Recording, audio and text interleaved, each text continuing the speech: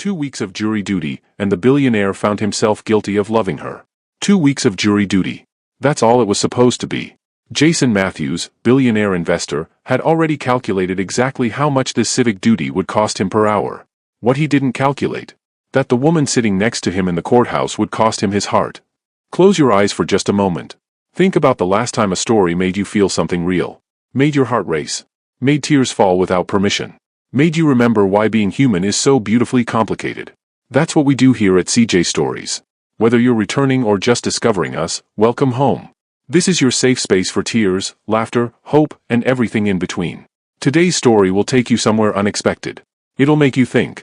It'll make you feel. And I promise you, you won't see the ending coming. But here's the thing, the magic only works if you stay till the very end. No skipping.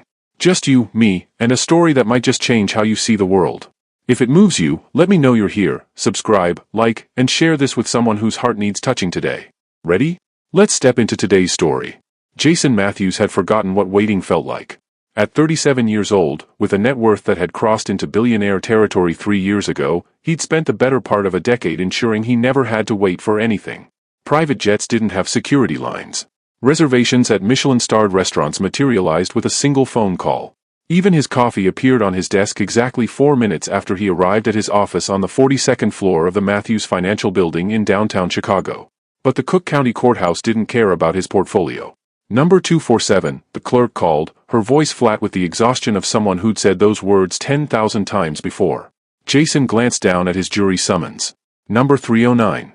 He had 62 people ahead of him. He checked his watch, 8:43 in the morning on Monday, June 3, 2024. He had a meeting with the Singapore office at noon. A conference call with his attorneys at 2. Dinner with potential investors at 7. His phone buzzed. His assistant, Caroline. The courthouse has a strict no-phone policy in the jury assembly room. You might want to handle anything urgent now. Jason's jaw tightened. He stepped into the hallway, made 4 calls in rapid succession, rescheduled 3 meetings, and delegated 2 decisions he'd planned to make himself. When he returned to the assembly room, he'd missed 3 numbers being called.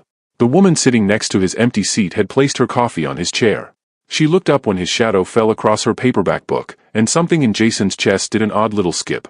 She had warm brown skin, natural curls pulled back in a loose bun, and the kind of face that made you want to know what she was thinking. No makeup that he could detect. Simple gold hoops in her ears. Reading glasses perched on her nose.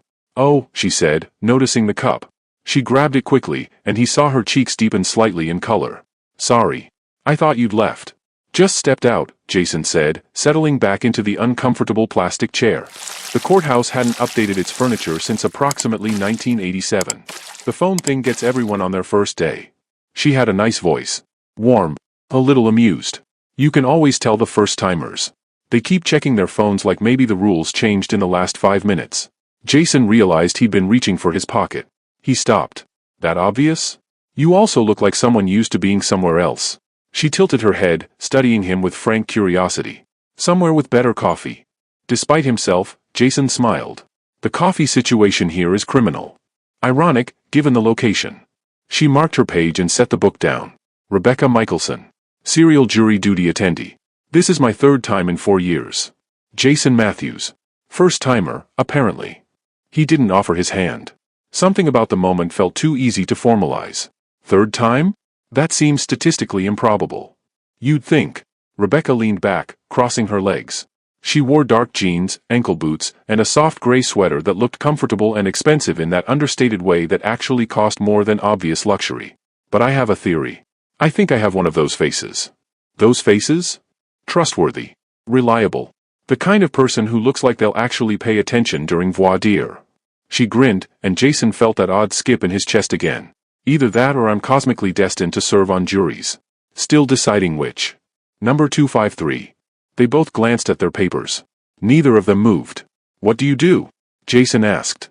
"When you're not fulfilling your civic duty." "I'm a landscape architect," Rebecca said. "I design outdoor spaces. Parks, gardens, corporate campuses.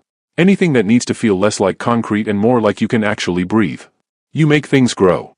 "I make places where things can grow," she corrected. "There's a difference. It's about understanding what wants to exist in a space and giving it room." She studied him again with that direct gaze. "What about you?" "Let me guess. Finance." Jason tried not to wince. "That obvious?" The watch is a Patek Philippe. The suit is bespoke. You've checked the time 4 times in the last 2 minutes, and you're sitting in a jury assembly room like you're calculating the exact dollar amount this is costing you per hour. Her tone was light, not judgmental. Just observational. Also, you have that look. What look? Like you're used to controlling outcomes. She said it gently, but it landed anyway. Jason was quiet for a moment. Investment management, he said finally. I run a firm downtown. Big firm? Big enough. Rebecca's lips curved slightly, like she knew exactly how big and was polite enough not to press. Well, Jason Matthews of the Big Enough investment firm, welcome to the Great Equalizer. In here, we're all just numbers waiting to be called. Number 257. Philosophical about it, Jason observed. I've had time to develop a philosophy. Rebecca picked up her coffee, sipped it, made a face. This really is terrible.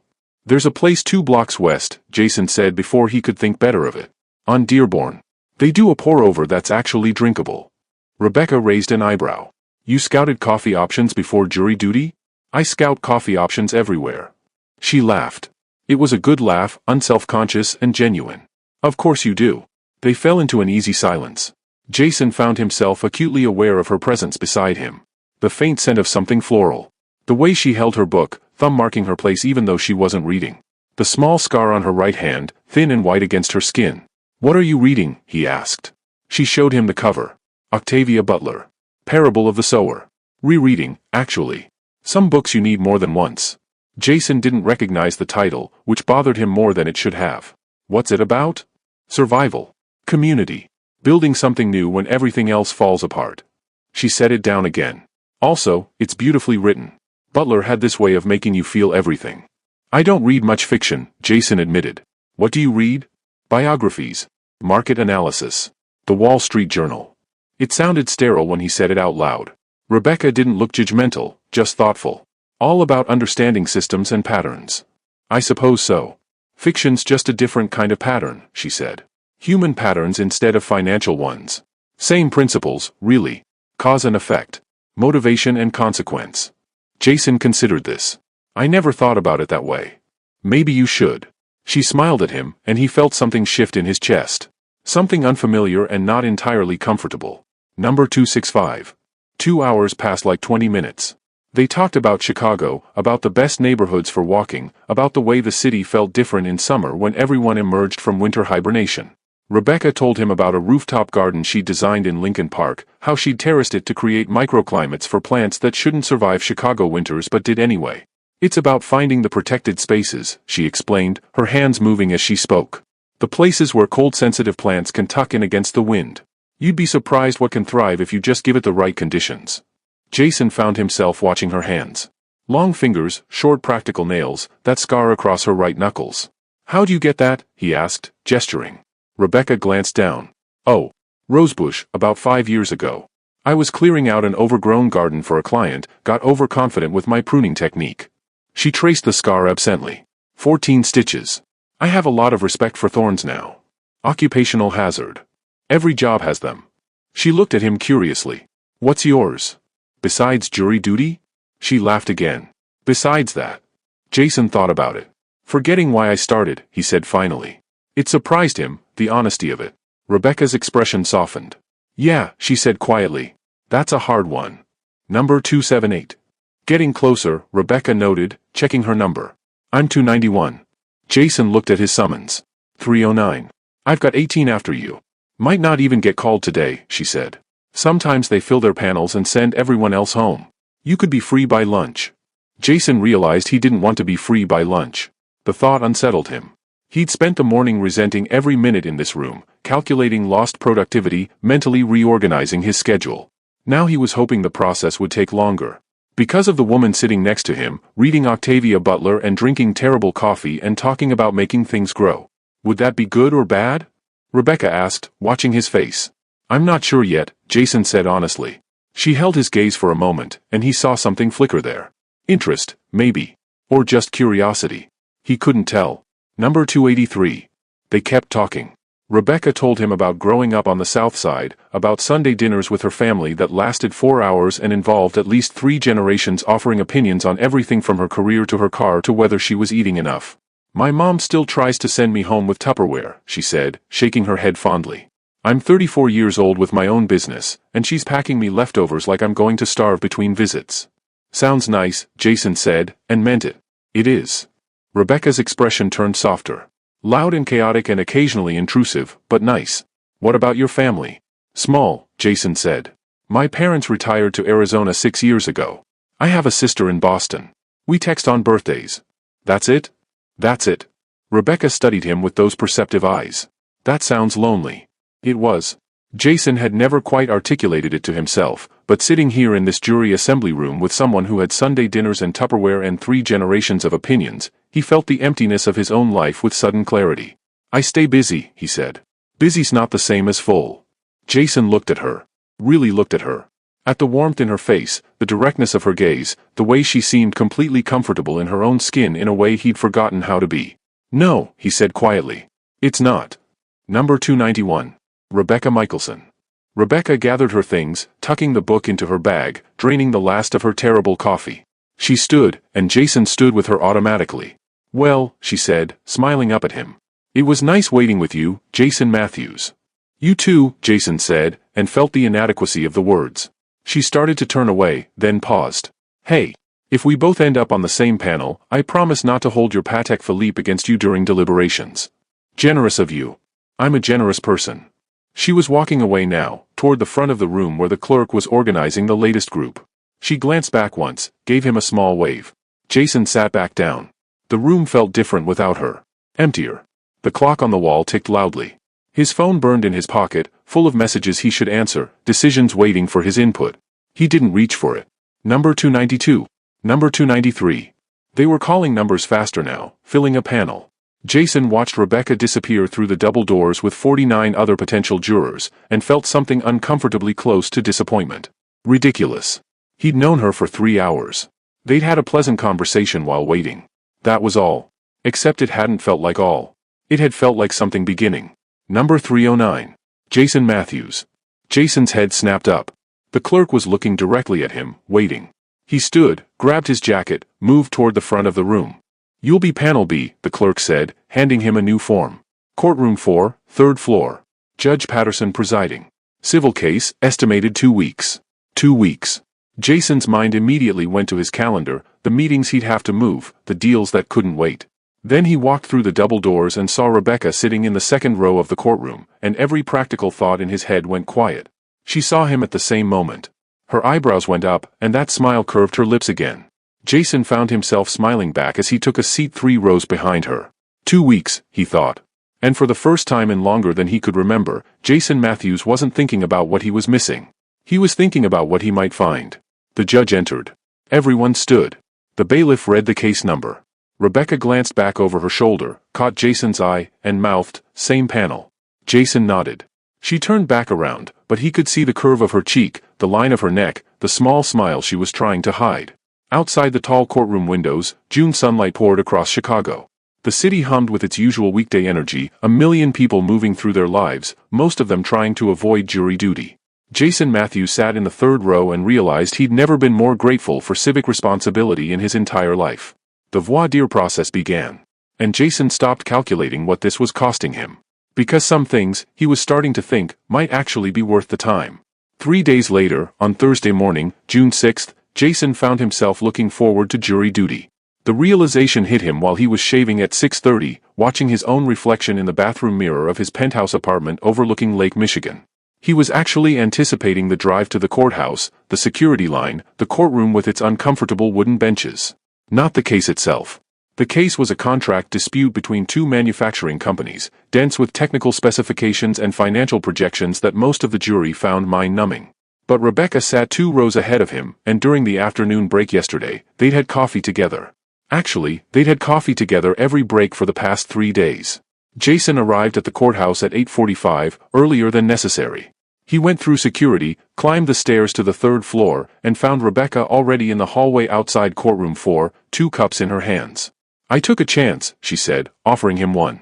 "Black, no sugar. You seem like a black no sugar person."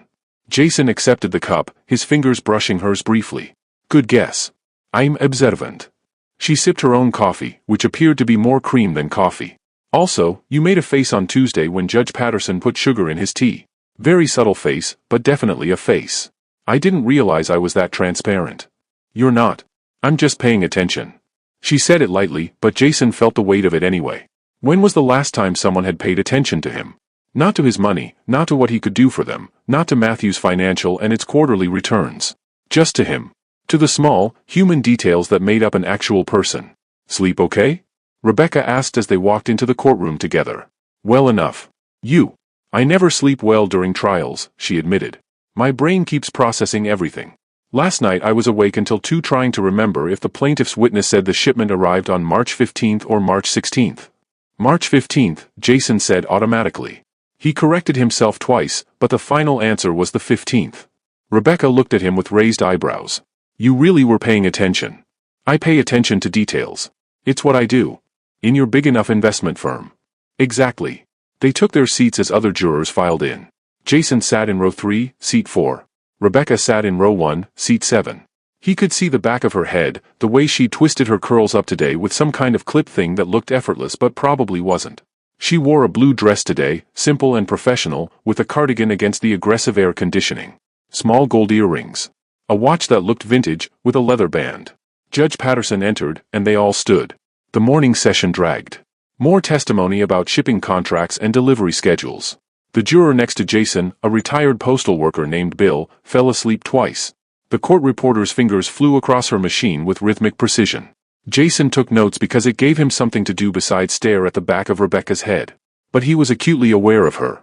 The way she leaned forward when she was interested in testimony. How she tilted her head slightly when something didn't make sense. The fact that she'd worn blue today, and it looked beautiful against her skin. At 10:30, Judge Patterson called for a 15-minute break. Rebecca met Jason in the hallway without discussion, like it was already their routine. Okay, she said, walking toward the vending machines. Real talk. Are you following any of this metallurgy testimony? Enough to know that the stress fracture patterns matter, even if I don't understand exactly why. See, that's where I'm stuck. Rebecca fed dollar bills into the machine, punched buttons, retrieved a package of almonds. She offered him half. The engineer kept talking about crystalline structures, and I zoned out somewhere around austenitic grain boundaries. Jason accepted some almonds. I think the key point is that the fractures indicate the metal was already compromised before shipping, which supports the defendant's argument. Right, but the plaintiff's expert said something different yesterday. He did. Which means it comes down to who we believe is interpreting the evidence more accurately. Rebecca crunched an almond thoughtfully. I hate cases like this. Give me a clear-cut situation with obvious facts.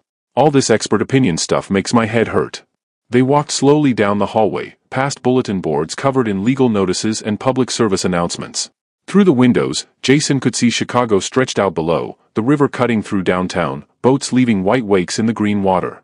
Can I ask you something? Rebecca said. Sure. Why haven't you tried to get out of this? Jason looked at her. What do you mean? I mean, you're clearly someone important. Busy. The first day, you looked like serving on a jury was your personal nightmare. She wasn't accusing, just curious. People with resources usually find ways to get exempted. But you're still here. Jason was quiet for a moment, watching a boat navigate under the Michigan Avenue Bridge. Honestly? Preferably. At first, I did want out. I had my assistant research exemption criteria. I considered having my attorney file a hardship claim. What changed? He looked at her directly. I met someone interesting. Rebecca's expression shifted, something warming in her eyes. The coffee's that good, huh? The coffee's terrible, Jason said. The company's exceptional. A flush crept across her cheeks, barely visible but definitely there. She looked down at her almonds, smiling. Smooth. I'm out of practice. Was that too much? No. She met his eyes again. It was just right. They stood there in the courthouse hallway, people moving around them, and Jason felt something settle in his chest. Something that had been restless for years. I should warn you, Rebecca said. I'm not great at subtle. Even noticed. So I'm just going to say this directly. I'm enjoying this too. These breaks, talking to you. Learning that investment managers can be actual human beings. Setting a low bar there. She laughed. Fair.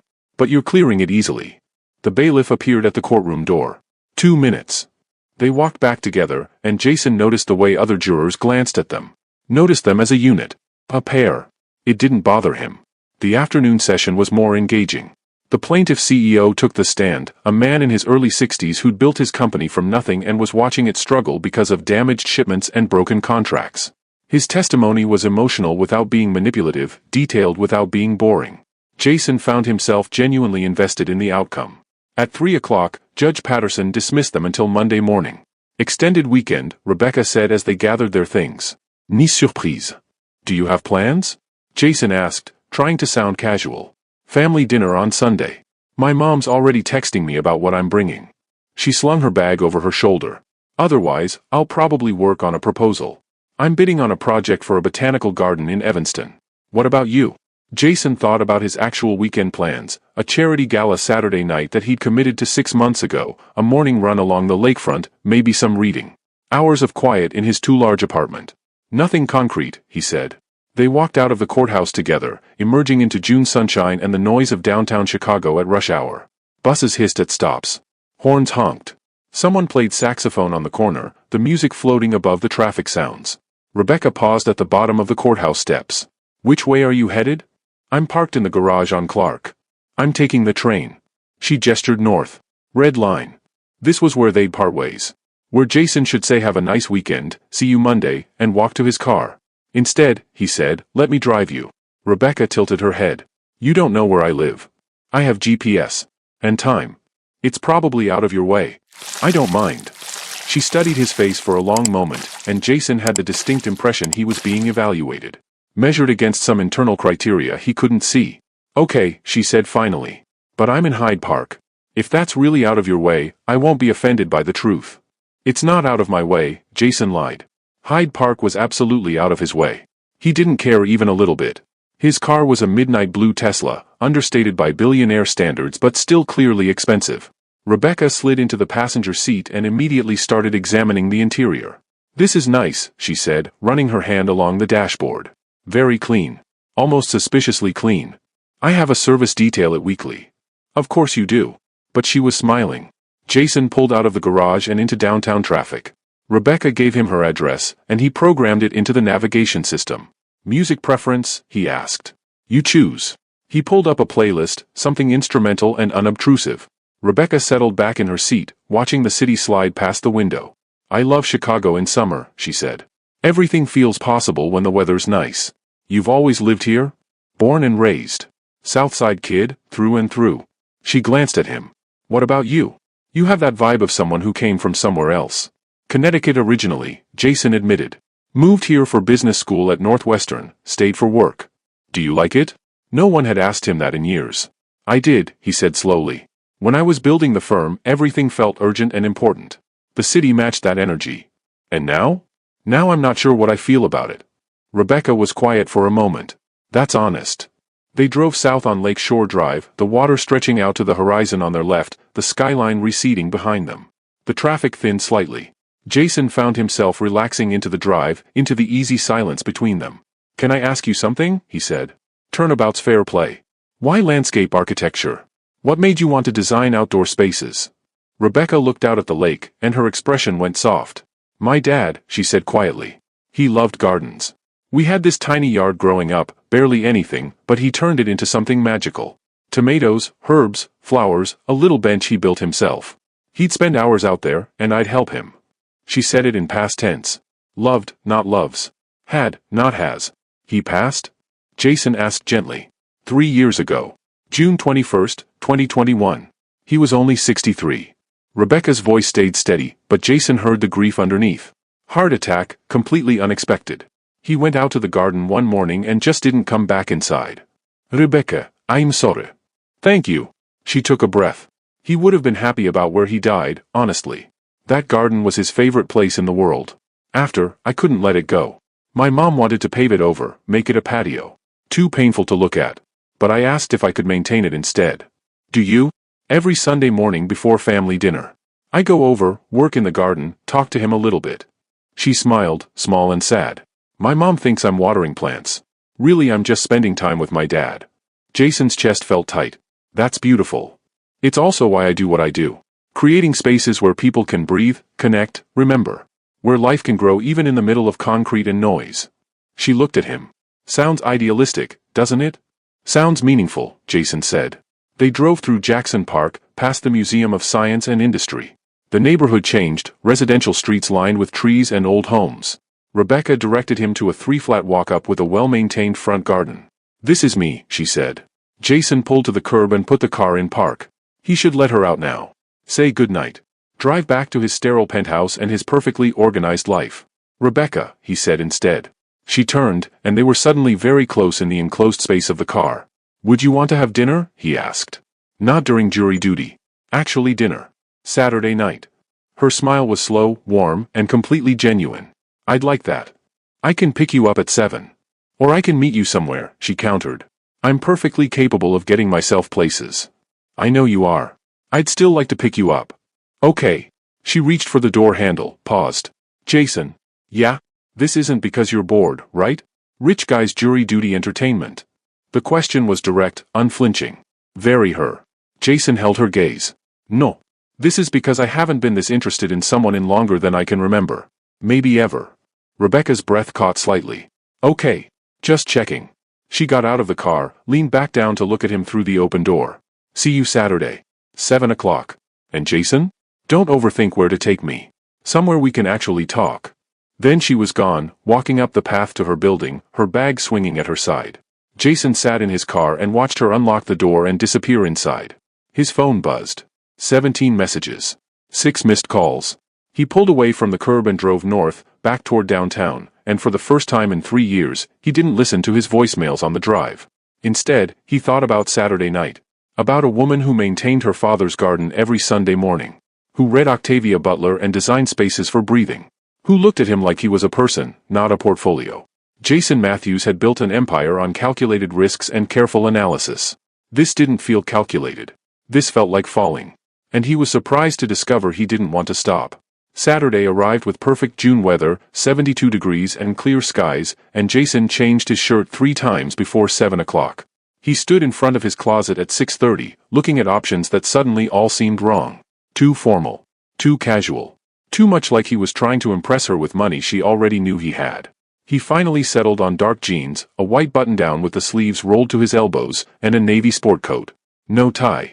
His nicest watch, but not the Patek Philippe. Something less obvious.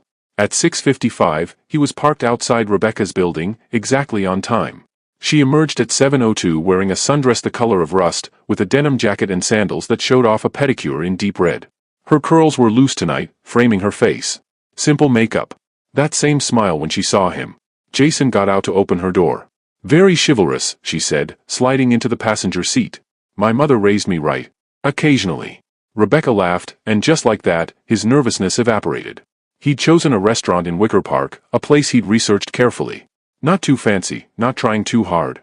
Good food, better wine list, tables far enough apart for actual conversation. He'd made the reservation under his first name only, called ahead to request the quiet corner table, tipped the host in advance to ensure no fuss. The hostess seated them exactly where he'd requested, brought menus, and disappeared. Rebecca looked around appreciatively. "This is nice. How'd you find it?" "Research." "You researched restaurants for our date?" "I research everything," Jason admitted. "Occupational hazard." "What did your research tell you about me?" "That you'd appreciate somewhere we could actually hear each other talk. That you wouldn't want a scene or pretension. That the food should be good but not so precious that we spend the whole meal afraid to touch it." Rebecca set down her menu and looked at him directly. "You nailed it." They ordered wine, declined the appetizer, and fell into conversation as easily as they had in the courthouse hallway. Rebecca told him about the Evanston Botanical Garden project, how she was designing a meditation garden with native prairie plants and a water feature that would attract migrating birds. Her eyes lit up when she described it, her hands moving to sketch invisible layouts in the air. "The goal is to create something that feels wild but intentional," she explained. "Like you've stumbled into a secret corner of nature right in the middle of the suburbs. Controlled wildness, if that makes sense." "It does," Jason said. "It's what you do. Finding the balance between structure and freedom." "Exactly." She sipped her wine, pleased that he understood. "What about you? Tell me about Matthews Financial. What does an investment management firm actually do all day?" Jason had given this explanation 1,000 times, usually at cocktail parties or investor meetings, always with the same polished talking points. But sitting across from Rebecca, he found himself being more honest. "We help people grow their wealth," he said. "Individuals, institutions, pension funds. We analyze markets, identify opportunities, manage risk. The goal is to generate returns while protecting principal." "That sounds very safe and responsible." It is. That's the point. Is it what you wanted to do? Rebecca asked. When you were younger, was this the dream? Jason paused with his wine glass halfway to his lips. No one's ever asked me that. I'm asking now. He set the glass down carefully. Honestly? No. I wanted to be an architect. The building kind, not the landscape kind. I loved the idea of designing structures that would outlast me. Creating something permanent. What happened? Reality. Economics. My father sat me down when I was 19 and explained that architecture was a nice hobby but a terrible career. Too competitive, too unstable, not enough financial upside. Jason heard the bitterness in his own voice and tried to soften it. He wasn't wrong. Finance made more sense. Made sense isn't the same as made you happy. No, Jason agreed quietly. It's not. Rebecca reached across the table and touched his hand briefly. Just a moment of contact, but it sent warmth through his entire arm. For what it's worth, she said, I think you would have been a good architect. You don't know that. You pay attention to details. You notice how spaces make people feel. You understood my garden design in about 30 seconds. She withdrew her hand, and he immediately missed the contact. Those are architect qualities. Their food arrived, interrupting the moment. Jason had ordered the steak, Rebecca the salmon. They ate in comfortable silence for a few minutes, the kind of quiet that felt intimate rather than awkward. Tell me about your family, Jason said. You mentioned Sunday dinners. What's that like? Rebecca's whole face brightened. Chaotic. Loud. My mom, my two brothers, their wives, 4 nephews between them, my grandmother when she's feeling up to it.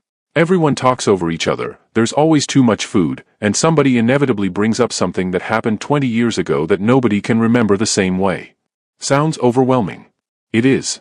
It's also the best part of my week. She cut into her salmon thoughtfully. They drive me crazy, don't get me wrong. My mom asks about my love life every single time. My brothers give me advice about my business that I absolutely didn't ask for. The nephews are at that age where everything is loud and sticky. But you love it. Ido. They're mine, you know? They show up. They care. When my dad died, they held me up when I couldn't stand on my own. Her voice went soft. That's what family does. Jason thought about his own family. His mother, who called once a month like clockwork to discuss the weather and her book club. His father, who'd retired to Arizona and spent his days golfing and checking Jason's firm's quarterly reports. His sister Amanda, who he loved but barely knew anymore. We're not close like that, he said. My family. We're cordial. Polite. We exchange information but not much else. That sounds lonely. I said the same thing to you about being busy, Jason remembered. And I said busy's not the same as full. Rebecca looked at him with understanding in her eyes. Are you lonely, Jason? The question landed in the center of his chest. He could deflect. Change the subject. Give some polished non-answer. Instead, he said, yes. Rebecca didn't look away. Didn't offer platitudes or rush to fill the silence. I've been lonely for a long time, Jason continued, surprised by his own honesty. I built something impressive, got everything I thought I wanted, and somewhere along the way I realized I didn't actually have anyone to share it with. No one. Colleagues. Business associates. People who want things from me or want to be close to what I have. But actual friends? People who know me. He shook his head. It's been a while. What about relationships? You're 37. There must have been someone. Jason took a long drink of wine. There was. Her name was Victoria. We were together for 3 years, engaged for 6 months. The wedding was planned for October 2018, when I was 31. I was getting final numbers from the caterer when I found out she was sleeping with her tennis instructor. Rebecca winced. Jason. It's fine. It was 6 years ago. Is it fine, though? He met her eyes. I don't know. I thought it was. I threw myself into work, built the firm up, told myself I was better off alone. Convinced myself that relationships were distractions. And now? Now I'm sitting across from you, and I'm realizing maybe I was wrong. The air between them felt charged with something Jason couldn't quite name. Rebecca held his gaze, and he saw her processing, thinking, deciding something. I need to tell you something, she said finally. Okay. I looked you up. After Thursday, I went home and Googled Jason Matthews Investment Management Chicago. Jason's stomach tightened. And you're not just successful. You're extremely successful. Matthews Financial manages $8 billion in assets. You personally are worth approximately $2.3 billion. She said it matter-of-factly, not impressed or intimidated, just stating information. The internet has a lot of opinions about you. I can imagine. Most of them are about your money. Some are about your looks. A few mention Victoria, the broken engagement. Rebecca set down her fork. There was one article from Forbes, from about 2 years ago. It called you brilliant but isolated. Said you'd built a fortress of success but nobody knew if anyone was inside it with you. Jason felt exposed. That's a little dramatic. Is it inaccurate? He was quiet. I'm not telling you this to make you uncomfortable, Rebecca said gently. I'm telling you because I want to be honest about where I'm coming from. I know who you are now. What you have. And I need you to know that it doesn't change anything for me. Doesn't it? No. She said it firmly. I liked you when I thought you ran a big enough firm. I like you the same amount knowing you're a billionaire. The number in your bank account doesn't make you more or less interesting to me. That's rare, Jason said quietly. I know. Which is probably part of why you're lonely. Rebecca leaned forward slightly. But here's the thing, Jason. I'm not interested in what you have. I'm interested in who you are. And I think you've spent so long protecting yourself from people who want the first thing that you've forgotten how to let anyone see the second thing. It was the most direct thing anyone had said to him in years. And it was completely accurate. You're right, he admitted. I know I am. No arrogance in it, just certainty. So here's what I'm asking. Can you try to let me see who you actually are? Not the successful billionaire, not the guy who has everything figured out. Just Jason. He looked at her across the table, at the directness in her eyes, the openness in her expression. At someone who was offering him something he'd convinced himself he didn't need. Connection. Understanding. The possibility of not being alone. I can try, he said. Rebecca smiled. That's all I'm asking. They finished dinner talking about lighter things. Favorite movies, best concerts they'd ever seen, the questionable decision-making involved in deep dish pizza. The tension from earlier dissipated, replaced by easy laughter and the comfortable rhythm they'd found in the courthouse hallways. Jason paid the check while Rebecca was in the restroom, ignoring her protest when she returned. I was going to split it, she said as they walked to his car. I know. I wanted to treat you. This doesn't set a precedent. Noted.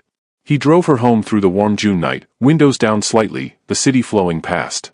Music played softly, something jazzy and instrumental. Rebecca hummed along, unself-conscious. When they reached her building, Jason walked her to the door. I had a really good time, Rebecca said, turning to face him on the small front porch. So did I. Even the part where I called you out for building emotional fortresses? Especially that part. She laughed, and the sound wrapped around him like warmth. They stood close together in the porch light, and Jason was acutely aware of every detail. The faint scent of her perfume. The way her eyes reflected the streetlight. The small gap between them that he wanted very much to close. Can I see you again? He asked. Before Monday and jury duty? Tomorrow? If you're free. I have my mom's dinner at 4. But I'm free in the morning. Rebecca tilted her head. Want to come with me to my dad's garden? I go around 9, spend a couple hours. Fair warning, there's actual work involved. Jason couldn't remember the last time he'd done actual physical work with his hands. I'd like that. Okay. 9 o'clock. Bring clothes you don't mind getting dirty. She reached up and kissed his cheek, quick and soft, then disappeared inside before he could react.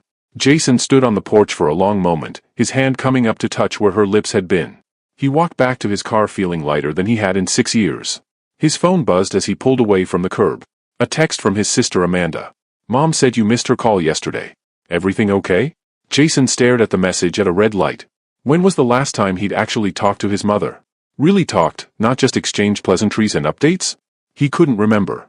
Another text came through, this one from Caroline, his assistant. The Singapore office needs an answer on the Chen merger by Monday morning. Should I schedule a call for tomorrow? Tomorrow he was spending the morning in a garden with Rebecca. Jason typed back, tell them I'll review everything Monday afternoon. Tomorrow's blocked. Caroline's response came immediately, your entire Sunday is blocked? Are you feeling all right? He smiled and didn't answer. At home in his penthouse, Jason stood at the floor-to-ceiling windows looking out at the lake, at the lights of the city spreading in all directions. Somewhere south of here, Rebecca was in her apartment, probably reading or working on her botanical garden proposal. And tomorrow morning, he'd dig in the dirt beside her in a garden that belonged to a man he'd never meet but already respected. Jason went to his closet and found old jeans he hadn't worn in years, a t-shirt that had survived from college, running shoes he could sacrifice to garden work. His phone rang. His mother, trying again. Jason answered. Mom. Jason. Finally. I was starting to worry. His mother's voice was bright, cheerful, slightly accusatory. You've been so hard to reach lately. I know. I'm sorry. I've been busy. Busy with what? Your father keeps checking the firm's reports, says everything looks stable. Jury duty, actually. Oh, how tedious. Can't your lawyers get you out of that? Jason looked at his reflection in the dark window. I don't want to get out of it. Silence on the other end. Then, that's new. Yeah, Jason said quietly. I guess it is. They talked for 20 minutes, longer than they'd talked in months. His mother told him about her book club, about the new neighbors in their Arizona retirement community, about Amanda's promotion at her law firm in Boston. Jason listened, really listened, and asked questions. You sound different, his mother said finally. Lighter, maybe. I feel different. Good different? Jason thought about Rebecca's smile, her directness, the way she'd kissed his cheek on her front porch. Yeah, Mom. Good different. After they hung up, Jason made himself dinner, something simple from the expensive ingredients his housekeeper kept stocked. He ate standing at the counter, looking out at the city, thinking about tomorrow. About gardens and second chances and a woman who saw through his fortress walls. At 11:30, his phone buzzed one more time. A text from Rebecca, thanks for tonight. Looking forward to tomorrow. Fair warning, my mom's tomato plants are unruly. Hope you're ready for a challenge. Jason smiled and typed back, I've managed $8 billion in assets.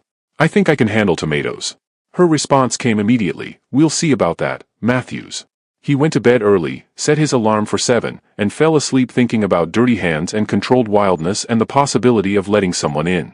Outside, Chicago hummed through the summer night. And for the first time in longer than he could remember, Jason Matthews was looking forward to tomorrow. Not for a meeting or a deal or a perfectly executed strategy. Just for the chance to spend time with someone who made him remember what it felt like to be seen. Sunday morning arrived with cloud cover and the promise of rain later, but at 8:55, Jason stood on Rebecca's front porch wearing his oldest jeans and feeling oddly nervous about gardening. She opened the door in cut-off shorts, a faded university t-shirt, and a wide-brimmed hat that should have looked ridiculous but somehow didn't. You actually came, she said, grinning. You doubted me? Little bit. She grabbed a canvas bag from inside. Come on. My mom's place is 6 blocks. We can walk. They walked through Hyde Park in the morning quiet, past houses with front porches and old trees, past a corner store just opening for the day. Rebecca pointed out gardens as they went, offering commentary. See that yard? All hostas and impatiens. Low maintenance, shade-tolerant, boring as hell. She gestured to another. That one's better. Native coneflowers, black-eyed Susans, bee-balm. Actual ecological value. You're very opinionated about other people's gardens. It's an occupational hazard. I can't turn it off. She glanced at him. Does it bother you? No. I like listening to you talk about things you care about. Rebecca's smile softened. Good. Her mother's house was a neat brick bungalow with a chain-link fence and, as promised, a garden that looked like controlled chaos. Tomato plants sprawled against homemade cages. Peppers grew in neat rows. Herbs spilled over their boundaries. A small bench sat in the corner, weathered and comfortable. Ma's at church, Rebecca said, unlocking the gate. She goes to early service, then out for breakfast with her friends. We've got the place to ourselves until about 1. She led him to a small shed, pulled out gloves, tools, a watering can. Okay, Matthews. Let's see what you've got. She handed him pruning shears. Those tomato plants need to be trimmed. Remove any suckers, the little shoots that grow in the V between the main stem and branches. I'll work on weeding. Jason looked at the towering tomato plants with something approaching intimidation. How do I know which ones are suckers? Rebecca moved close, guiding his hands to show him. See here? That little shoot. Pinch it off or cut it. The plant will put energy into fruit instead of excess leaves. Her hands over his, warm and confident. The faint scent of her shampoo. The practical intimacy of the moment. Jason focused very hard on the tomato plant. They worked in comfortable silence for a while, the city waking up around them. Birds called from the trees. Somewhere down the block, a dog barked. The clouds overhead shifted without breaking. My dad built that bench, Rebecca said after a while, not looking up from her weeding. Summer of 2019. I was 32, he was 61. He decided he wanted somewhere to sit and admire his work. Jason looked at the bench, seeing it differently now. It's nice. He wasn't a carpenter. It wobbles a little. But he was so proud of it. Rebecca sat back on her heels, pulling off her gloves. He'd sit there every evening after work, just looking at what he'd grown. My mom would bring him iced tea, and they'd sit together. They had a good marriage? They had a real marriage. 42 years. They fought sometimes, got on each other's nerves, went through hard patches. But they loved each other completely. Rebecca's voice went quiet. When he died, I thought she'd fall apart. But she's stronger than I gave her credit for. Jason finished with one tomato plant and moved to the next. His hands were already dirty, and he found he didn't mind. Do you think about marriage? Partnership like that?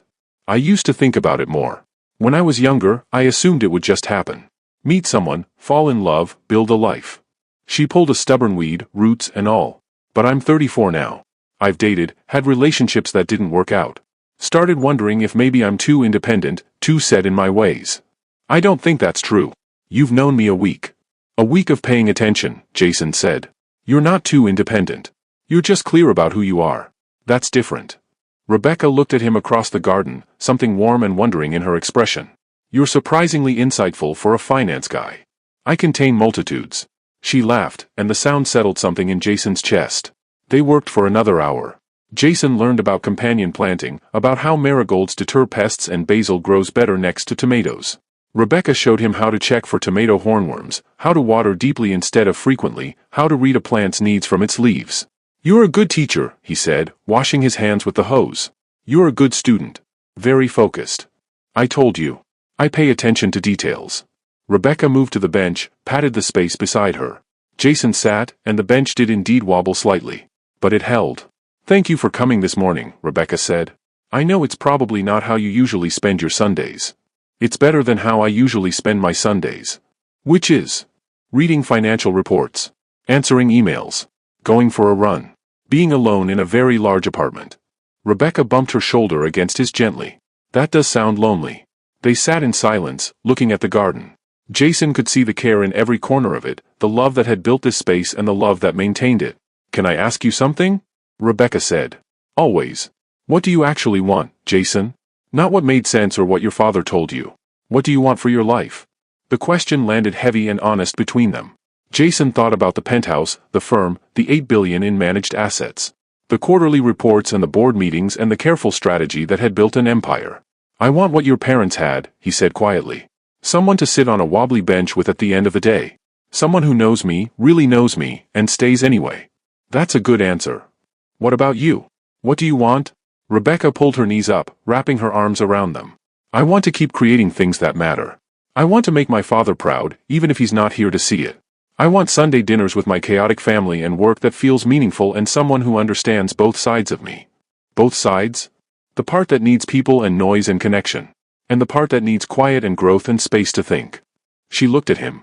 Not everyone can handle both. I think I could, Jason said.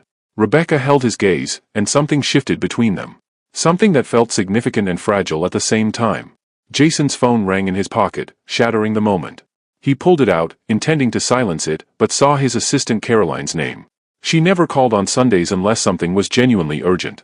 I'm sorry, he said to Rebecca. I should take this. He walked a few steps away. Caroline. What's wrong? I'm sorry to bother you on a Sunday. Caroline sounded stressed, which was rare. But we have a situation. The Singapore deal, the Chen merger you said you'd review Monday afternoon. What about it? Chen's pulling out. They've accepted another offer, but they're giving us until midnight tonight to counter. If we want to match it, you need to review the terms now and get approval from the board. Jason's mind immediately shifted into professional mode, calculating implications and timelines. How much are we talking? $420 million to match. But Jason, the board scattered. Morrison's in London, Chen's in Tokyo, Rodriguez is unreachable at some cabin in Montana. If you want to move on this, you need to track everyone down in the next few hours. He looked back at Rebecca, sitting on her father's bench in the garden they just worked in together. Give me 10 minutes, he said. I'll call you back. He hung up and walked back to Rebecca, and she must have seen something in his face because her expression changed. You have to go, she said.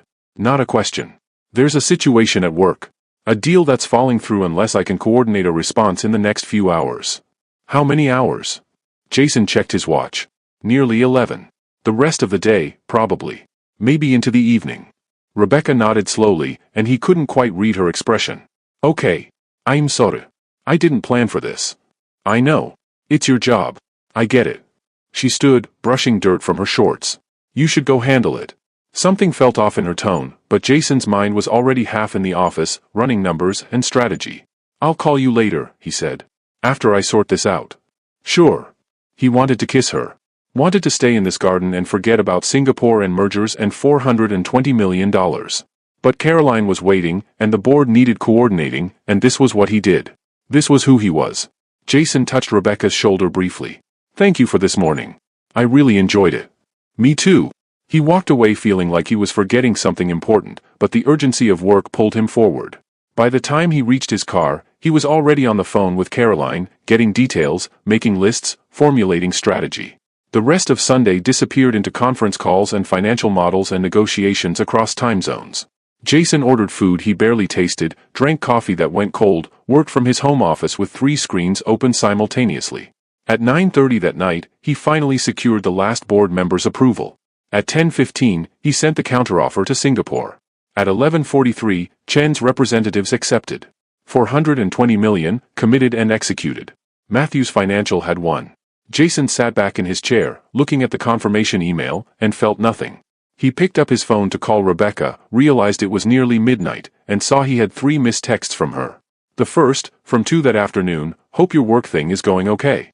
The second, from 6, "Still working? Just checking in." The third, from 9, "I'm guessing you're deep in it. Talk tomorrow." Jason stared at the messages, at the progression from warm to concerned to resigned, and felt something cold settle in his stomach. He'd done it again. Chosen work over connection. Strategy over relationship. Success over the thing he'd said he actually wanted. He typed out a response, "Just finished. Deal went through. I'm sorry I didn't call earlier. Can we talk tomorrow?" The message showed as delivered but not read. Jason set the phone down and looked around his home office. Expensive furniture, original art on the walls, floor-to-ceiling windows showing the Chicago skyline at night. All of it suddenly felt exactly like what that Forbes article had said. A fortress. Beautiful and impressive and completely empty. He thought about Rebecca's question that morning, "What do you actually want?" And he'd told her the truth. Connection. Partnership. Someone to sit with on a wobbly bench. But when it came down to it, when work called, he'd walked away without hesitation. Jason picked up his phone again, scrolled to his recent calls, and dialed. It rang 4 times before his sister Amanda answered. "Jason? It's almost midnight. Are you okay?" "I think I messed something up," he said. "Okay. Tell me." So he did. He told her about jury duty and Rebecca and the garden and the phone call that had pulled him away. About choosing work over the first real connection he'd felt in years. Amanda listened without interrupting, and when he finished, she was quiet for a long moment. "You've been doing this your whole life," she said finally. "Choosing the safe thing, the successful thing, over the thing that might actually make you happy." "I know. Do you, though? Because from where I'm sitting, you just repeated the exact same pattern that ended your engagement to Victoria. She told you that you were never actually present, that your work always came first. And you told her she was being unreasonable." Jason's chest tightened. "Victoria cheated on me. She did. And that was wrong, and I'm not excusing it. But Jason, she'd been trying to tell you for 2 years that she felt invisible. That you were building this empire but there wasn't room in it for her." He'd never thought about it that way. He'd made Victoria the villain in that story, the unfaithful fiancé, the betrayer. But what if Amanda was right? What if he'd been so focused on success that he'd missed what was falling apart? "What do I do?" he asked. "What do you want to do?" Jason thought about Rebecca in her father's garden, teaching him about tomato plants and companion planting and showing him a part of her life that mattered. Thought about the way she'd said okay when he left, that flat acceptance that meant she was already protecting herself. "I want to fix this," he said. "Then fix it." "But actually fix it, Jason. Don't just apologize and then do the same thing next time work calls. Figure out what you actually want your life to look like, and then build that life. Not the one Dad told you to build. Not the one that looks impressive from the outside. The one that actually makes you happy." After they hung up, Jason sat in his office for a long time, looking at the screens full of financial data, at the email confirming a $420 million deal. He'd won today, by every professional measure. And he'd never felt more like he was losing. Monday morning came too early. Jason arrived at the courthouse at 8:30, exhausted from a sleepless night and unsure what he'd say when he saw Rebecca. She was already in the hallway outside courtroom 4, but she wasn't alone. A man stood next to her, tall and handsome, making her laugh at something on his phone. Jason's stomach dropped. Rebecca looked up, saw him, and her smile faded slightly. "Hey, Jason, this is Marcus. My brother." Relief flooded through him so intensely he felt lightheaded. "Your brother. Right. You mentioned you have 2. Marcus shook his hand. "The older, better-looking one. I stopped by to drop off Mom's Tupperware before work." He glanced at Rebecca with obvious amusement. "This is the jury duty guy." "Marcus, go away," Rebecca said, but she was smiling. Going. Marcus headed toward the exit, calling back, "Nice meeting you, Jason. Take care of my sister." When he was gone, Rebecca turned to Jason, and her expression was guarded in a way it hadn't been before. Big day yesterday? She asked. Yeah. The deal went through. That's good. Rebecca, I'm sorry I didn't call. By the time everything was finalized, it was almost midnight. It's fine. You were working. But it wasn't fine. He could see it in the careful distance she was maintaining, in the way she didn't quite meet his eyes. Can we talk? Jason asked. Actually talk, not just say it's fine when it's not? Rebecca glanced at the courtroom doors. We've got 10 minutes before the judge calls us in. Then I'll talk fast. Jason moved closer, lowering his voice. Yesterday, when Caroline called, I made a choice. I chose work over staying with you. And I've been doing that my whole life, choosing success over connection, and I'm tired of it. Jason, you don't have to. Please, let me finish. He took a breath. You asked me what I want. I told you the truth. But then when it mattered, when I had the chance to actually live that truth, I defaulted to the old pattern. And I'm sorry. Rebecca's expression softened slightly. You had a work emergency. I really do understand that. But you also pulled back. I can feel it. She was quiet for a moment, and when she spoke, her voice was gentle but honest. I've dated men like you before, Jason. Successful, ambitious, always one phone call away from disappearing into work. And it never works, because I always end up feeling like the optional part of their life. The nice thing they fit in around the important things. You're not optional. Aren't I? We've known each other a week. We've had one actual date. And the next day, work called and you left without hesitation. She said it without accusation, just observation. I'm not saying you did anything wrong. But I need to protect myself from investing in something that's going to hurt me later. The bailiff appeared at the courtroom door. 2 minutes. Jason felt panic rising in his chest. What are you saying? I'm saying I need to think about whether this is something I can do. Whether you're someone who actually has room in your life for a relationship, or whether you're still building that fortress the Forbes article mentioned. Rebecca. We should go in, she said quietly. The judge will be ready. She walked into the courtroom, and Jason followed, and for the first time since jury duty began, he wished he'd found a way to get exempted. Because sitting 3 rows behind Rebecca, watching her and unable to talk to her, unable to fix what he'd broken, was its own kind of torture. The morning session started, but Jason couldn't focus.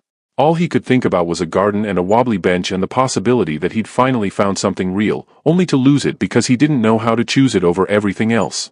The trial ended on Wednesday afternoon, June 19th, with a verdict in favor of the defendant. 12 jurors filed into the deliberation room at 10 in the morning, and by 3 o'clock they'd reached unanimous agreement. The plaintiff's case hadn't proven the defendant was responsible for the damaged shipments. The evidence pointed to problems that existed before the materials ever left the warehouse. Judge Patterson thanked them for their service, released them from duty, and just like that, 2 weeks of jury duty were over. Jason stood in the hallway outside courtroom 4, watching other jurors say their goodbyes and exchange contact information. Bill, the retired postal worker, shook his hand. The woman who'd sat in the front row hugged Rebecca. Rebecca hadn't spoken to him directly since Monday morning. They'd been cordial during deliberations, professional when discussing evidence. But the easy warmth between them had disappeared, replaced by careful politeness that hurt more than anger would have. Now she gathered her things, said goodbye to the last few jurors, and headed toward the exit without looking his way. Jason let her get 3 steps ahead, then followed. She had to know he was behind her. The hallway wasn't crowded. But she didn't turn around, didn't slow down, just kept walking toward the elevator. Rebecca, he said. She stopped but didn't turn. Jason, I don't think. Just give me 5 minutes. Please. The elevator dinged. Doors opened. Rebecca looked at it, looked back at him, and sighed. 5 minutes.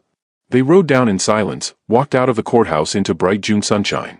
The city hummed around them, people rushing to late lunches, tourists photographing the architecture, the river reflecting the afternoon light. Rebecca led him to a small plaza with benches and planters full of flowers. She sat, and Jason sat beside her, leaving space between them. I've been doing a lot of thinking, he started. Jason, you really don't have to explain. Please. 5 minutes. Rebecca nodded, not looking at him. You were right on Monday. About all of it. I've spent my entire adult life building a fortress, just like that article said. I convinced myself that success was enough, that being the best at what I do would fill whatever was missing. And when Victoria left, I told myself it proved I was right to keep work as my priority. That relationships were distractions I couldn't afford. He paused, gathering his thoughts. Then I met you in a jury assembly room, and you were reading Octavia Butler and making observations about my watch, and for the first time in 6 years, I felt something shift. Like maybe I'd been getting everything wrong. Rebecca's expression softened slightly, but she stayed quiet. Sunday, when Caroline called, my first instinct was work. Close the deal, coordinate the board, execute the strategy. It's what I've always done. But the whole time I was on those calls, making those decisions, all I could think about was that I was in the wrong place. You closed a $400 million deal, Rebecca said quietly. That's not nothing. It felt like nothing without you. Jason finally looked at her directly. And I know that sounds like a line, like something designed to make you feel better. But it's the truth. I sat in my office Sunday night with the confirmation email on my screen, and I felt completely empty. A woman walked past pushing a stroller, and they both paused until she was out of earshot. I called my sister that night, Jason continued. We talked for 2 hours. Really talked, for the first time in years. And she pointed out something I'd been avoiding. That I've been choosing the safe thing, the successful thing, over actual happiness my whole life. That I did it with Victoria, and I was doing it again with you. What did you tell her? That I was tired of it. That I wanted to stop building a fortress and start building a life. He shifted on the bench to face her more directly. Rebecca, I can't promise that work will never be demanding. I run a company, and sometimes there will be emergencies. But I can promise that you won't be the optional part. You'll be the priority. Rebecca was quiet for a long moment, watching the fountain in the center of the plaza. How do I know that? How do I trust that when something urgent comes up, you won't just default back to the old pattern? It was a fair question, and Jason had spent the past 2 days thinking about the answer. Because I'm making changes. Real ones. He pulled out his phone, opened his calendar, showed her. See these blocks every evening from 6 to 9? Blocked off, starting yesterday. No meetings, no calls. Time for my life outside work. Jason, you don't have to. Yes, I do. And look here. Sunday mornings, 9 to 1. Completely blocked. Every single week. Rebecca looked at the calendar, then at him. Why Sunday mornings? Because there's a garden that needs maintaining. And I'm hoping someone might want company while she does it. Her breath caught slightly. You're serious? Completely. I also talked to my board yesterday. Told them I'm promoting 2 senior managers to partner level and distributing some of my responsibilities. I'll still be CEO, still run strategy, but I won't be the only person who can make critical decisions. That's a big change. It's overdue. Jason set his phone down. I built Matthews Financial to prove something to my father, to prove I could be successful at the safe choice. But I don't need to prove that anymore. I need to live a life that actually feels like mine. Rebecca's eyes were bright, and he couldn't tell if she was close to tears or just processing everything he'd said. And what does that life look like? She asked softly. Honestly? I'm still figuring it out. But I know it includes Sunday mornings in gardens. And terrible courthouse coffee. And someone who calls me out when I'm building walls instead of connections. He reached for her hand carefully, and she didn't pull away. It includes you, Rebecca. If you're willing to take a chance on me. She looked down at their joined hands, and Jason felt his heart hammering against his ribs. I'm scared, she admitted. I've watched too many women in my life make themselves small for men who couldn't make room for them. My Aunt Patricia, my cousin Janelle. They loved men who were married to their work, and they spent years feeling invisible. I don't want you to make yourself small. I want you to be exactly who you are, as big and bright as you already are. And I want to be someone who celebrates that instead of competing with it. Rebecca squeezed his hand. You really thought about all of this. I haven't thought about anything else since Sunday. A smile tugged at her lips. Not even your $400 million deal? Especially not that. She laughed, and the sound loosened something in Jason's chest. Okay, she said. Okay? Okay, I'm willing to try. To see if you mean what you're saying.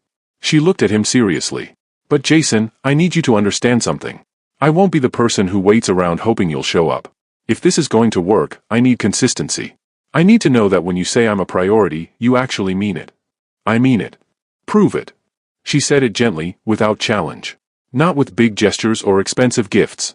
Just show up. Be present. Choose me when it matters. I will, Jason promised. Starting right now. What are you doing for the rest of the day? I was planning to go home, work on my botanical garden proposal.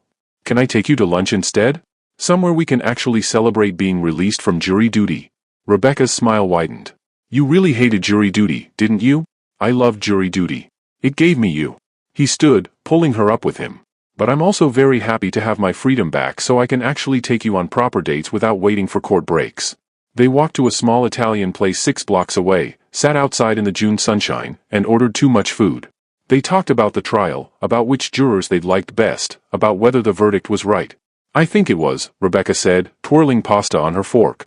The evidence really didn't support the plaintiff's claims. Agreed. though I felt bad for the CEO. He genuinely believed his company had been wronged. Sometimes people believe things because they need them to be true, not because they actually are. Jason thought about that, about all the things he believed about himself and his life. That work was enough. That success equaled happiness. That he was better off alone. I did that, he said. Believed what I needed to be true instead of seeing what actually was. Past tense? Working on it. They finished lunch and walked along the river, joining the crowds of people enjoying the perfect weather. Rebecca pointed out buildings she liked, explained why certain architectural choices worked or didn't. Jason listened, asked questions, stored away the details. You really are interested in architecture, Rebecca observed. I told you. I wanted to be an architect before my father convinced me otherwise. It's not too late, you know. To take classes, study it for yourself. You don't have to build buildings professionally to learn about them. Jason had never considered that. The idea that he could pursue something just for interest, just for the joy of learning, without it needing to be a career or a business opportunity. I might do that, he said slowly. I think you should. Rebecca bumped her shoulder against his as they walked.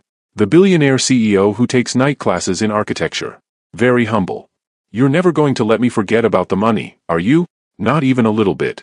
They ended up at Millennium Park, sitting on the lawn near the pavilion, watching people take photos with the bean. Families with small children, tourists in matching t-shirts, teenagers taking selfies.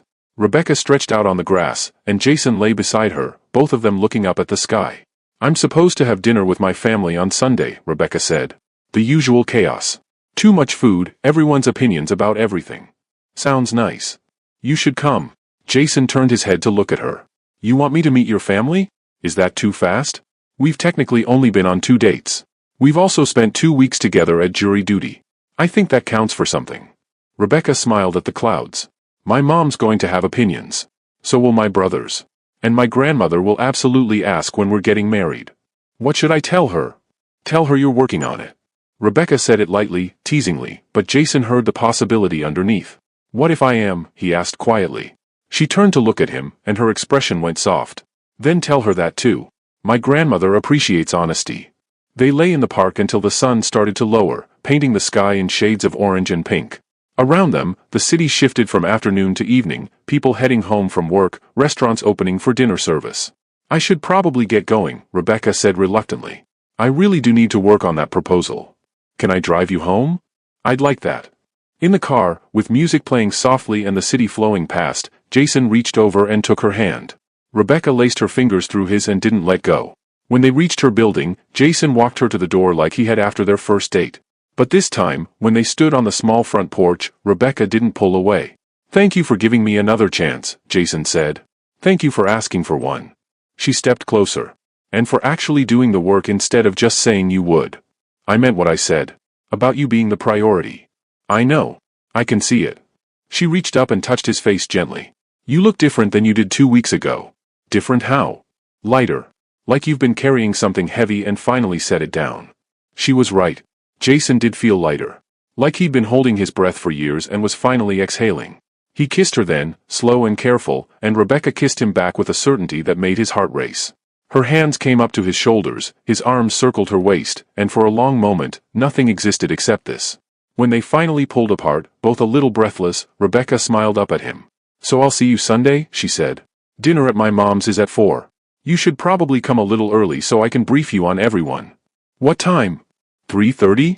I'll be here. Wear something casual. And prepare yourself for chaos. I'm looking forward to it. Jason drove home through the summer evening feeling like his entire life had shifted on its axis. Like he'd been living in black and white and someone had suddenly turned on the color. At home, he sat on his balcony overlooking the lake, watching boats drift across the water, and called his mother.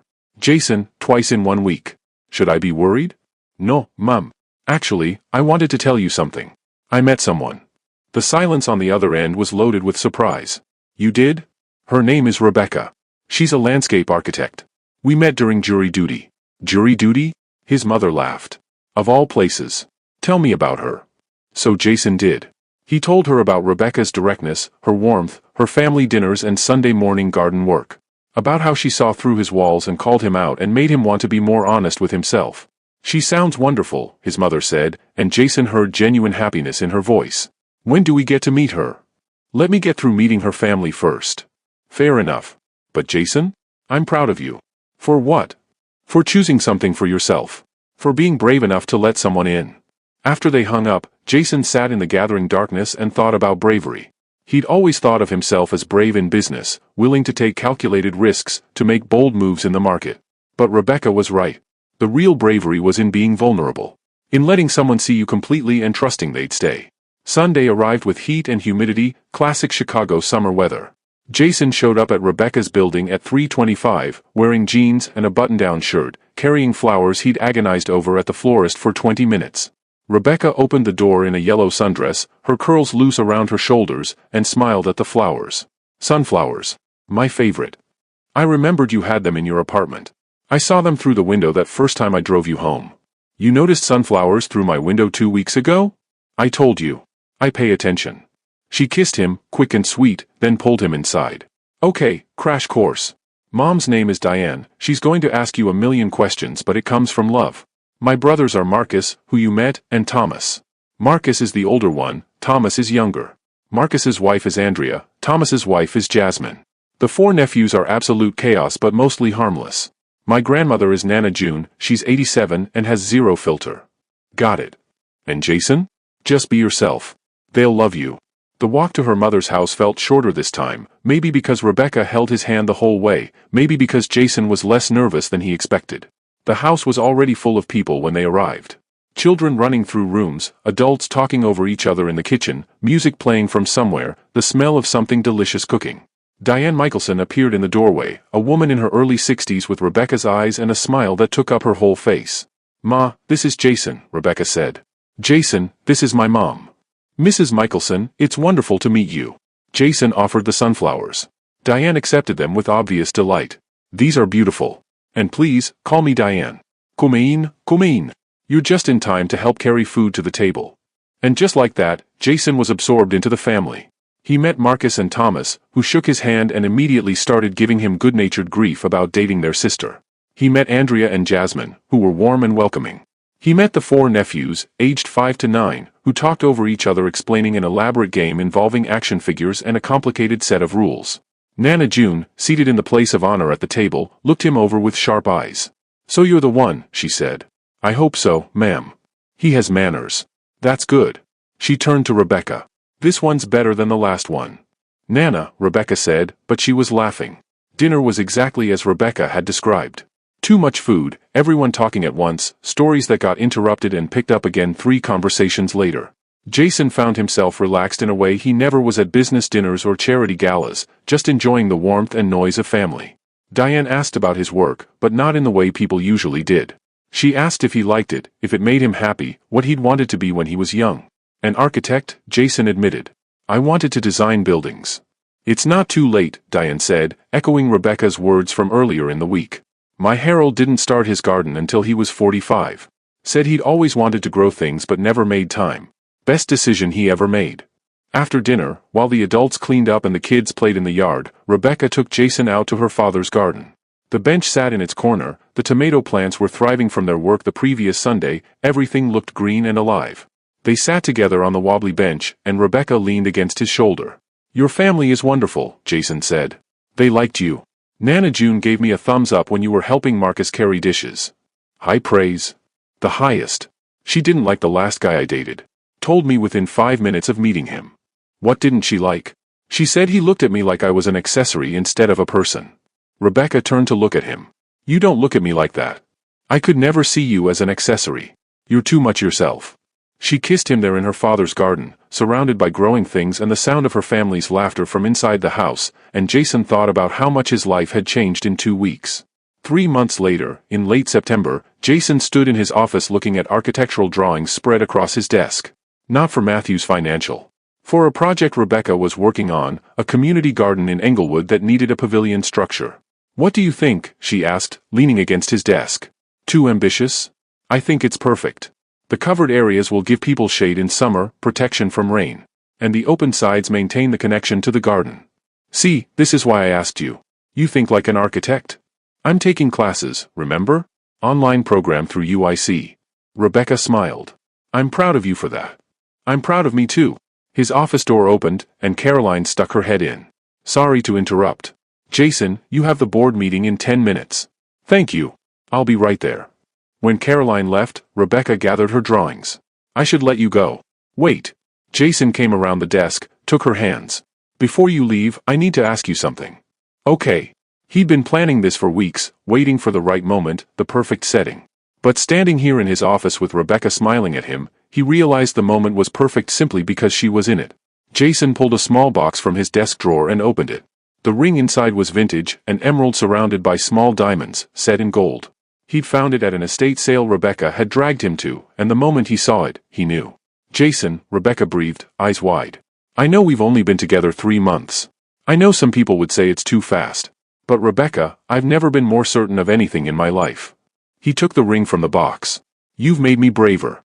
You've shown me what it means to actually live instead of just achieve. You've given me Sunday mornings and family dinners and the courage to want something beyond success. Jason, I love you. I love your directness and your warmth and the way you maintain your father's garden every week. I love that you call me out when I'm defaulting to old patterns, and that you believe I can be better. I love you exactly as you are, and I want to spend the rest of my life showing up for you the way you've shown up for me. Rebecca's eyes were bright with tears. Rebecca Michelson, will you marry me? She was crying now, happy tears streaming down her face. Yes. Absolutely yes. Jason slid the ring onto her finger, and it fit perfectly. Rebecca launched herself into his arms, and he held her tight, breathing in the scent of her hair, feeling her heartbeat against his chest. When they finally pulled apart, both laughing and crying at the same time, Rebecca looked at the ring on her finger. This is the one from that estate sale. The one I said reminded me of my grandmother's ring. You noticed it first. I went back the next day and bought it. You've been planning this for a month? I've been planning this since jury duty, Jason admitted. I just needed to find the right ring. Rebecca kissed him, soft and sweet and full of promise. I need to go tell my family, she said. Ma is going to lose her mind. Nana June is going to say she called it. My brothers are going to give you so much grief. I'm looking forward to all of it. What about your board meeting? Jason looked at his watch, then at Rebecca, and made his choice. Caroline, he called. His assistant appeared in the doorway. Yes? Reschedule the board meeting. Something more important came up. Caroline's eyes went to Rebecca's hand, to the ring sparkling there, and her face broke into a huge smile. Absolutely. Congratulations to you both. Jason and Rebecca left the office hand in hand, and for the first time in his professional life, Jason walked out in the middle of a workday without a single regret. They drove to Rebecca's mother's house, where the family was gathering for Sunday dinner a day early because Thomas was traveling for work. When they walked in and Rebecca held up her hand, the room erupted. Diane cried and hugged them both. Marcus and Thomas shook Jason's hand and made jokes about him officially becoming their problem now. Andrea and Jasmine immediately started talking about wedding plans. The nephews wanted to know if this meant there would be cake. Nana June pulled Jason aside while the chaos swirled around them. You're good for her, she said simply. Harold would have liked you. You've got his eyes. His eyes? The kind that see what matters. That look at a garden and see the life in it, not just the work. She patted his hand. You'll do fine. Just keep showing up. Yes, ma'am. I will. That night, Jason and Rebecca sat on the bench in Harold's garden, engaged and happy and planning a future together. I love you, Jason said, the words still new but already essential. I love you too. Rebecca leaned against him, and the bench wobbled slightly but held. So when should we get married? Whenever you want. Tomorrow. Next year. I'm yours either way. June, Rebecca decided. Next June. A year from when we met. June it is. They sat in the garden as the sun set, making plans and dreaming together, and Jason thought about the Forbes article that had called him isolated, brilliant but alone. He'd built a fortress once, tall walls and perfect defenses. But Rebecca had walked in anyway, seen through the walls to the person underneath, and offered him something worth more than any deal or achievement. Connection. Partnership. Love. A life that felt like living instead of just existing. And every single day, for the rest of his life, Jason chose her. Not perfectly. Sometimes work still called at inconvenient times. Sometimes he defaulted to old patterns and had to consciously choose differently. But he chose her. Over and over again. He showed up on Sunday mornings for garden work. He attended every family dinner. He took his architecture classes and let Rebecca critique his designs. He made space in his fortress for love to grow. And in June of 2025, on a perfect day with clear skies and all their family gathered, Jason Matthews married Rebecca Michelson in a garden ceremony that would have made Harold proud. The vows they wrote themselves were simple and honest. Promises to keep showing up, to choose each other, to build a life together that felt like both of theirs. When the officiant pronounced them married, and Jason kissed his wife for the first time, he heard Nana June's voice from the front row, "About time." Everyone laughed. And Jason Matthews, who'd once measured success in dollars and deals and achievements, understood finally what it meant to be truly, completely rich.